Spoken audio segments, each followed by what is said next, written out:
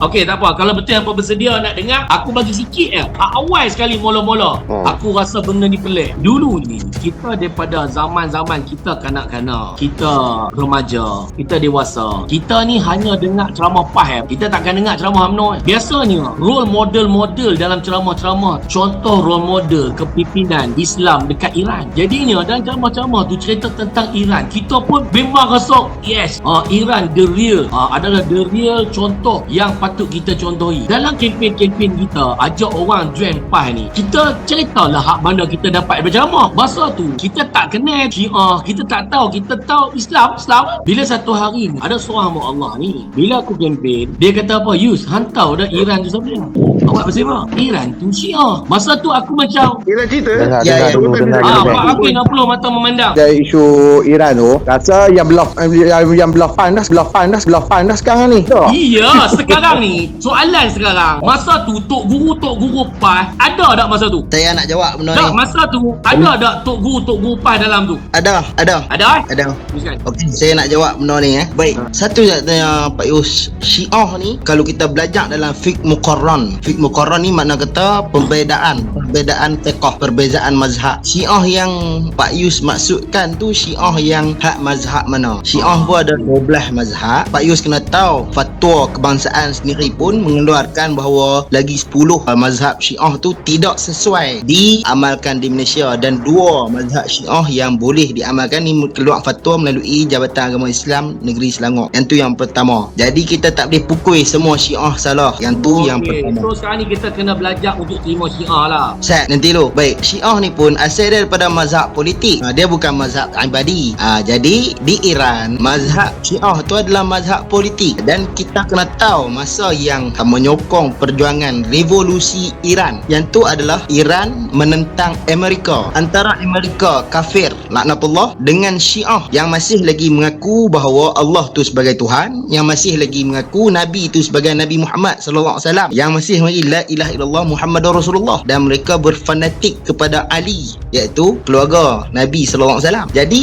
apa masalahnya kita menyokong kepada orang yang lebih ringan mudarat dia kepada Islam, yang Pak Yuh kata dulu-dulu ni tok guru kita ada ni. Jadi maknanya apa yang saya cerita tak sat, tuan tolong sambung dah lah. Terima kasih lah. Jadi korang sendiri dengar sendiri lah. Maknanya Pak Yus tak berbohong. Maknanya Pak Yus cakap benda pengalaman di dalam PAS bila tengok macam tu. Jadi dia kita kena berusaha lah untuk memahami apa itu Syiah sekarang ni. Macam tu.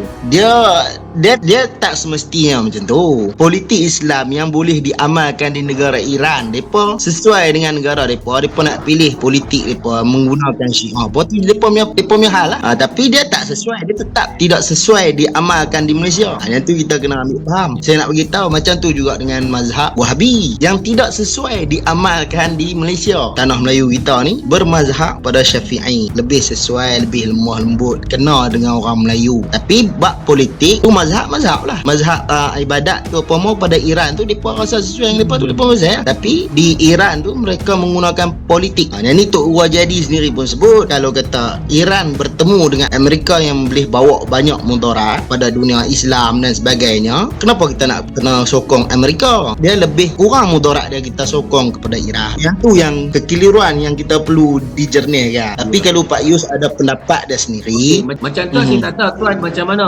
Pada saya ahli sunnah wal jamaah. Pada saya tak okey. Boleh jadi pada tuan, pada hak mana yang rasa okey tu okey. Macam cik bagi tahu tu cantik lah. Cumanya aku memilih untuk jalan selamat adalah aku tidak mahu terlibat dengan Syiah. Pak Yus, satu lagi saya nak tulis sikit lagi. Di bawah ni yang kata PAS terima Syiah. Yang ni memang yang tu satu tuduhan yang jahat lah. 36-6 minta tarik balik. Je parlimen. Sebab Tuhan tak bagi aku 366 kan? Sebab aku tak tuduh. Aku cerita perjalanan, betul?